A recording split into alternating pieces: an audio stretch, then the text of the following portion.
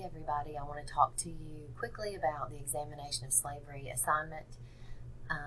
We talked about in class today that I was not going to have you do it color-coded, so just ignore that. You shouldn't be able to see it on your end. But the examination of slavery assignment is an essay with 5 parts.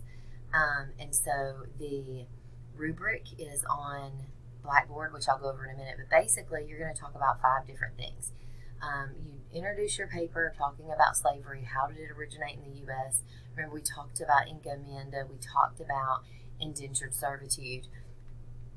So how did it start? What were the roots of it? What crops were linked with it early on? I know we think of cotton later on, but at first it's tobacco and sugar. So what do the roots of slavery look like?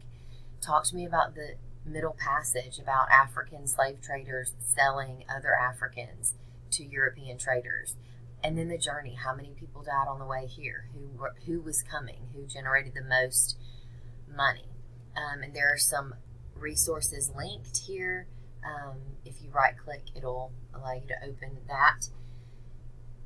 If you are viewing this, side note, you will just click on it directly. You won't have to right click. Okay. And so then life on the plantation. What was life like for most plantation slaves? Consider the diagram I have of slavery. What about the overseer? What was life like? What did the children do? What did you do when you were older? What were there house slaves? Anyway, all that stuff.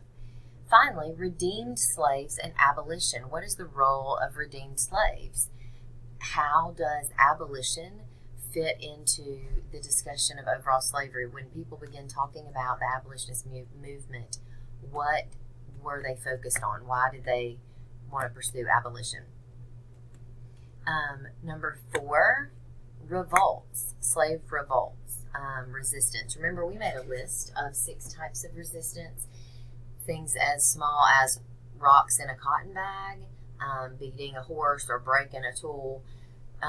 Obviously, and then expanding all the way up to actual violent rebellion like Nat Turner's rebellion, which we know the violent were more rare because it was very difficult for people to get away with it, and the punishment was so brutal. If you remember, after Nat Turner's rebellion, they were skinned, murdered and skinned, for no other reason than to terrorize other slaves. Okay. And we talked about, songs and stories and how they could be resistant as well. And then finally, tell me your thoughts about slavery. What does it make you? Is it surprising to you? Is it not surprising? What gets you most? What stabs you in the heart the most? And why? Give me a lot here. Remember, you do not have to use first person to tell me your thoughts. You do not have to say, I really like Christopher Columbus, because if you just say Christopher Columbus is nice, I know that it's your opinion, and that you don't have to say I, me, my, you, we. So I have up here 12-point font, double space, this heading at the top. I do wish you would have citations in APA format, but as you know, I'm not really worried about no in-text citations. I'm not really worried about the citations as much as I am. You have to have a list of resources. If you don't have a list of resources, this is plagiarism and you get a 0. In addition, you're going to want to look over the rubric when you finish. So if you click on this, it allows you to see the rubric, and you are going to click on the examination of slavery, and it tells you, did you include the 5 topics that I talked about? Did you include all 5? Did you explain them well? Did you include 3 of the 5? Did you include them all, but they were not really explained very well? So you can look at these levels here. Grammar. I am not the grammar police, but run spell check, okay, and don't use first person. Format, all it is you have works cited, you have the title I have, you've typed it, it's not in any weird fonts. That's pretty easy. And then make sure that you have an introduction and a conclusion, that you introduce your topic and then you weave it all together at the end.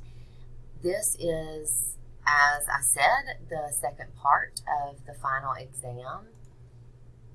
It will be found in this folder here under section 14. If you have any questions, don't hesitate to email me. I'm happy to help or clarify any questions that you might have.